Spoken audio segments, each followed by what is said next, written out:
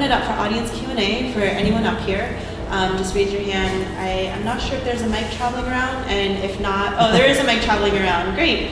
So just like in school, raise your hand if you have a question. There's one up here. Lone Art Center, who I just met. Oh, wait, just 1 minute. She's almost there. Thank you. I'm curious about your continuing research about retention of the new audiences that you're seeking to build, and if you are seeing that your efforts to build new audiences also retain them. And for anyone on the panel.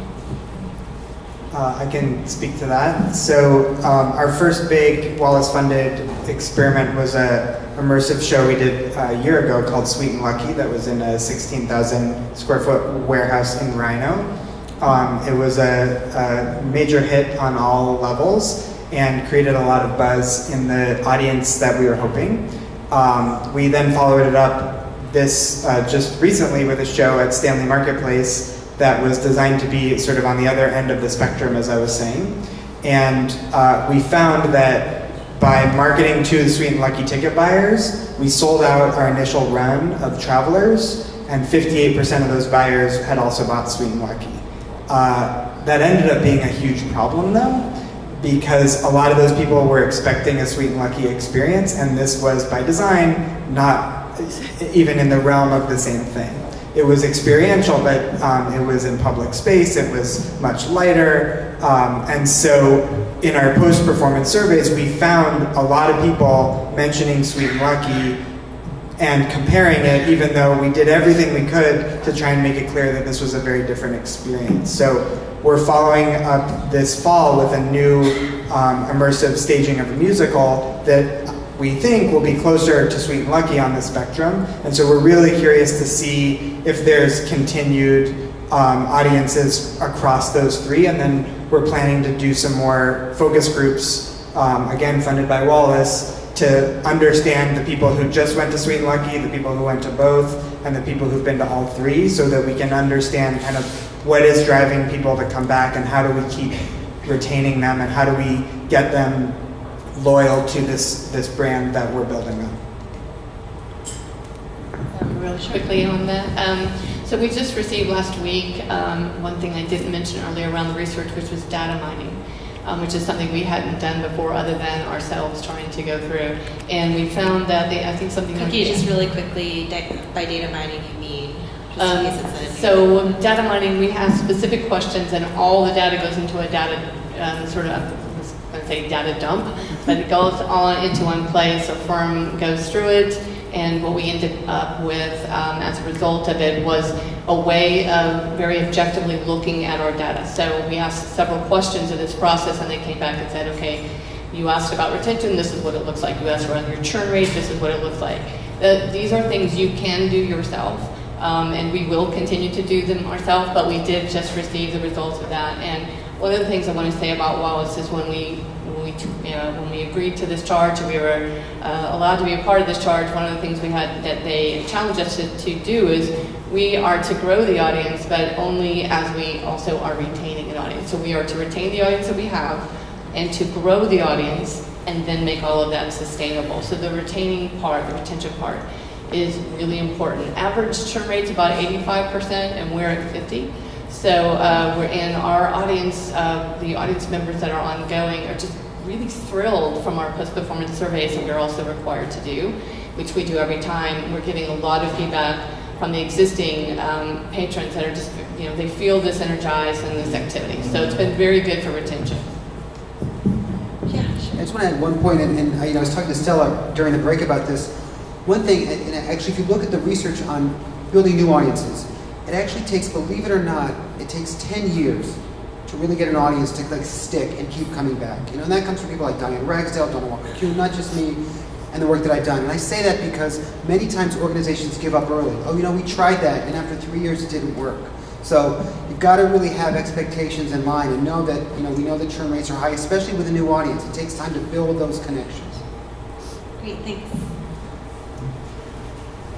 Any other questions for anyone up here?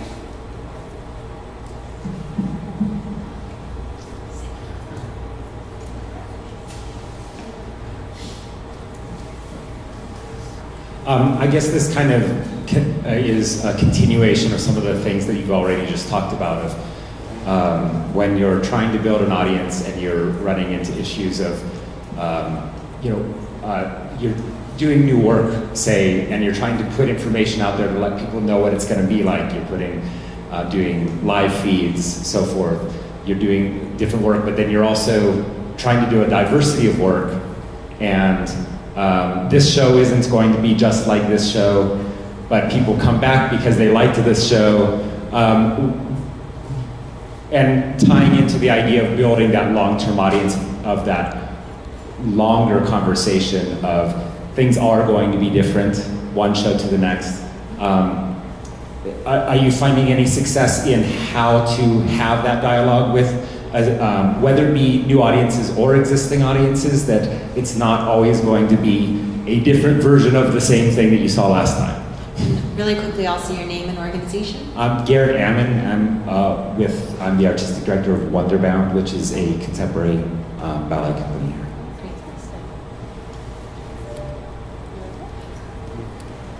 I think it's a real challenge, and the Denver Center is challenged by additional layers of brand that confuse people. It's starting with the Performing Arts Complex, which people confuse with our organization, as you all know. And then underneath the DCPA, we have Broadway, Theater Company, Off-Center, Cabaret, and those are each one internally. We've identified the brand promise of what we're putting outward in the market is that Off-Center is a surprising experience or an unexpected experience, and that's sort of what unifies to an audience the types of programming we have under our umbrella.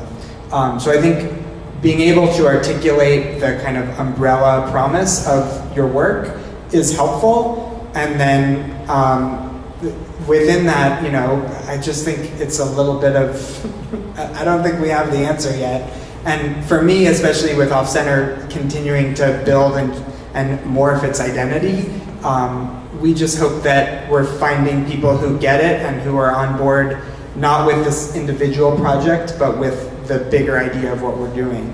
On the Broadway side, we find that people are super title driven. They want to see Wicked, they want to see Hamilton, they don't care that it's our organization. But with the Theater Company and with Off-Center, we're trying to we're trying to encourage people to have more relationship with our brand so that they're open to the range of programming that we have, because they probably haven't heard of the world premiere play that we're doing, but if they know that it's us and they know that they're going to get a similar type of experience every time, even if the content is wildly different, then that's what they can hold on to, and that's more impactful than just being title driven.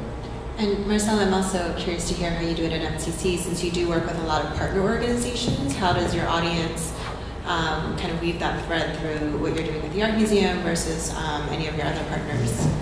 I believe that it's a consistent experience. If we're doing working with the Colorado Symphony or with Nature and Science, the Art Museum, Botanic Gardens, it is always consistent. Mm-hmm. So it's very different each program that we do with them, but it has always been consistent. And I think that's why they come back. I was going to you're looking at me like you want to say something, and I'm putting you on the spot. Because in our situation, we are hoping, and we're working with other arts organizations, thinking about, wanting the audience to be receptive to whatever the artist has to bring. And so that is really what we're trying to do. So it's the consistency of the experience and the trust that it's going to be an excellent experience. It may elevate you, it may challenge you, it may poke at you pretty hard, but your experience is going to be the same. What that means is the kinds of things that we used to say, well, we don't have any control over the traffic, we don't really have any control over well, we don't get off on that. They are writing when they send back the experience that they've had. A lot of times it might be that 18-year-old with tennis shoes at the ballet that it just undid the entire experience. Or it might be, the hour they spent in line. So we're out in the street now. So that is part of the experiences. We've got to get them all the way out. So we've been successful. We have a lot of traffic. We've been successful in this has been hard, but we had to create an unoccupied wait. So we had to get them there an hour early and now fill it. And so that is going after that consistency of experience, and there's a lot of Wallace initiatives involved in that. But again, if you're here on the social channel, you're going to have that social hour. If you're here on the emotional, intellectual channel. But we have had to walk outside the building and realize we've got to greet at all the way outside the building, and sometimes I'm running down the street with the police. So it's all part of the consistent experience. We have a question up here with Gary. Oh, I'm sorry. I have a note here, and then we'll take Gary next. Yeah, I had a question about building relationships with your local school district. Bob said it takes 10 years, and I know being a former teacher, there's field trips, right? But that seems like a one-time hit exposure. Have you come up with any methods for building audiences through your local school districts? Any relationships? Yes, we have. We work closely with the school district and the multicultural departments to help us better promote what we're doing. So working with Denver Public Schools and their multicultural department means, okay, besides Spanish, which other languages are spoken within the school district? Well, it's Vietnamese, it's Arabic.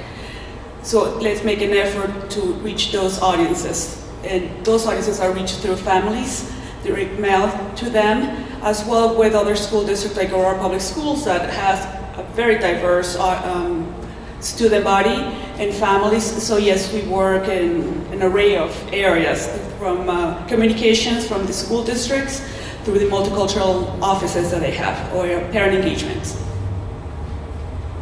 And if I can just add one example from the Contemporary Jewish Museum. I mean, they actually tried it and they had mixed success. I mean, and they actually found when they tried to work with the school districts, it was hard to get that traction. They couldn't get an audience that would come again and again. But then they focused on 3 or 4 schools, which, you know, the numbers are smaller, but it's people that come back again and again. They found that a higher touch was needed. They needed to really build relationships, so they have activities at the museum, a family child art making night, a whole program of work that they've done, and actually the case studies on the Wallace website, all the work that they've done. But they have really found and they focus now on, you know, a select handful of preschools, recognizing that if they want to build relationships, we need to have high touch, really impactful experiences if we want to get people that haven't been coming to come and come again. Just have a question over here. Hi, Sean Baker, Colorado Symphony. Just a question about, whether you've noticed any significant correlation between the initiatives each of your organizations have undertaken and how they may affect donor relations.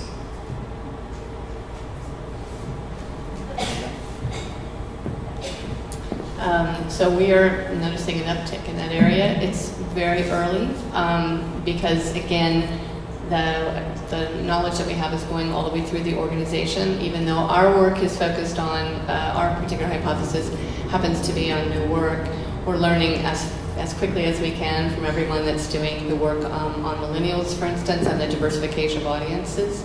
So, and we share all of that with our entire staff. So all this information from the Wallace site we brought in and it's on the server and it's in a public folder, so everyone, like in the next 3 weeks, we're all reading all this research together and coming back. So development's been they're part of the team, and they've been taking this in all along the way.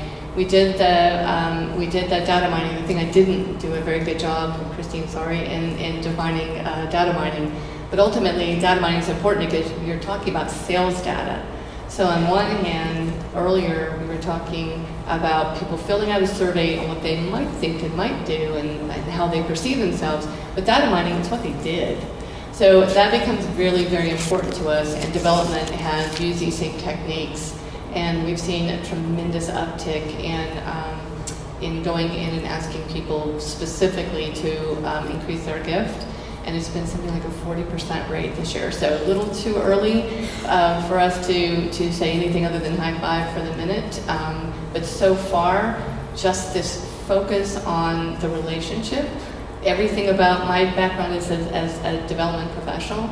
Everything about development, everything about it is relationship driven and data driven. So these two things, I think, but very well the same processes you can use in my world of fundraising as well successfully.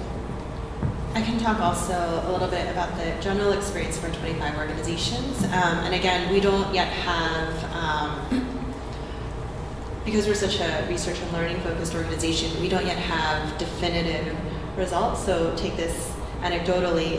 For Alvin Ailey, their target audience is millennials. And when they did a closer look at their ticketing database and who the millennials were that came to their performances, they actually saw that there are surprisingly very wealthy millennials that are coming, and there's this assumption that millennials are getting started in their career, not as much disposable income.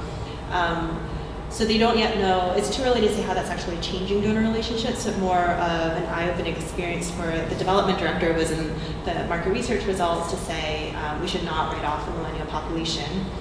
On the other hand, Opera Philadelphia, and again, this is specific to Opera Philadelphia, when they did their database tracking, they actually saw this this thing kind of taken as truth in the performing arts, that you have someone come in one time to your organization and they come often, they become a subscriber, they become a donor. Eventually that top level in the pyramid is to be a board member. And Opera Philadelphia found that they are getting donors and some large individual gifts from organizations who came, from people who came to their organization maybe once and maybe not at all.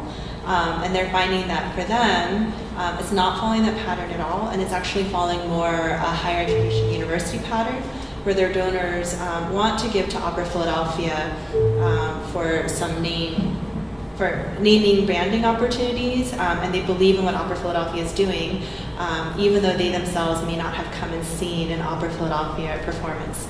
So again, these are anecdotes, and we don't yet know. We'll be, when we're ready to share, this is what we're learning from the experience of the 25, we'll be sharing that as well.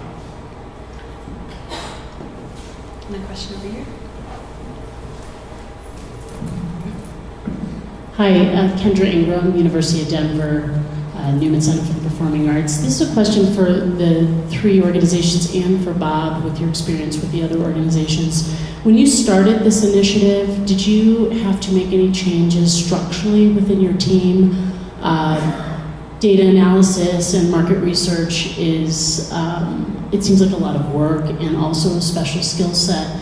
And I'm wondering if it affected your staff at all from a structural standpoint. Did you have to add any staff? We were lucky in that our marketing department had been going through a pretty significant reorganization in the 2 years leading up to this work, including the hiring of a marketing business analyst whose job was to help marketing make sense of the data. And so we were already well positioned to handle this, and then obviously Wallace brought in a lot of expertise, and we have a research consultant who guides us and works with us. But the staff structure was kind of already in place. I think with some of our peers in the Wallace cohort, I've heard stories about this being the first time they've ever really gone into market research, and I'm not sure how they're dealing with that in terms of changing the staff, because that can be expensive and complicated, but bringing in an outside consultant was a really key way to help increase their capacity in that area without adding people. And then for us, it was exactly at the moment that we started this process with Wallace, we were going through a transition going into Tessitura, which is an enormous undertaking, as a few heads bobbing. So ultimately, the timing of that was almost devastating, and then it was very fortunate because there's such a learning curve. But it brought marketing and development very closely together. It also has changed. There will never be a time that I think a number of fields that we have, or the positions that we have, those positions will now need to be someone that really understands and respects data. I think that will be for us a very lasting part of this. And it's interesting in that, as a development professional, when I am speaking to groups or working with organizations, development is 90% science, and then it's about 10% art, as I see it. At the end of the day, you can't just throw it out there. You have to be really looking at what we have in front of us. And that data is in our databases, or it is data that you can usually find for free, or trade a list, or share a list, but it's really in looking at that process. I had identified about 5 years ago that we had an organizational, I'm going to say weakness, but a hole, and that is we had people that were very, very intelligent, very driven, very passionate, but we were not an analytical organization. We just lacked that skill, and we needed to have a few in our midst. We didn't need to become an entirely analytical organization, but we were just missing that skill. So this for me has been eye-opening, and I think it will be sustaining. Then the other place that we have really changed is that we haven't talked about it today, but the strategy that is absolutely working without question, and it is the digital strategy. It is the very brief, I told you we have the audience that says, tell us what it's going to look like.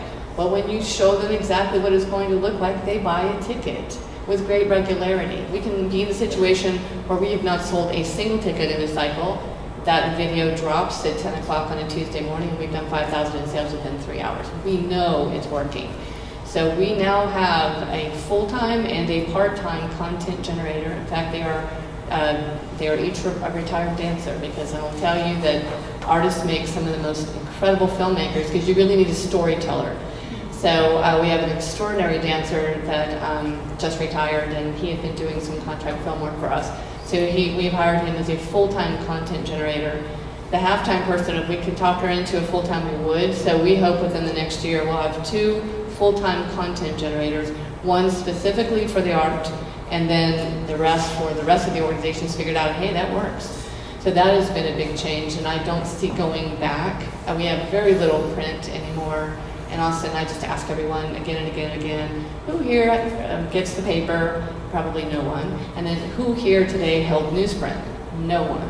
And yet we are still advertising in the paper. So we've really reduced that and put a lot more money into digital content creation. Okay, great. I think we have time maybe just to go down, and I will ask each of you to give what's the one takeaway that you would hope to share with organizations today as they either start or continue in their audience building efforts? Maybe we'll start with Bob and then go down the line. Sure. I guess the one takeaway would just be know what you're getting into. Learn about as much about it as you can so you can manage your expectations, because it takes a long time. And I think along with that, don't give up and find easy wins that you can celebrate so that you don't get down when you hit a slump. Or when your board member calls you. I believe in the commitment of the board, the staff, and the organization. And flying here, I read Taking Out the Guesswork. Read it. I can't even believe the case studies are so good, and literally everything you need to do it is right there. So the incredible gift from Wallace and Bob to allow folks that, like us, would not be in this situation other than for this grant, for you to really take on this energy and going into the research. The research is so important, and it's something that we all need to, on the other side of this, when the funding goes away in 2 years, we will still beg, borrow, steal, or figure out how to do it, but we will not go back to waiting to win the lottery again before we do research. We will figure out how to set the time aside, and we will continue down that path. So read that book. And one thing that I've been hearing consistently this morning is persistence on the inside and consistency on the outside. So thank you so much. Thank you so much to our panel for being here, in some cases for traveling, for your time, sharing a little bit more about your organizations.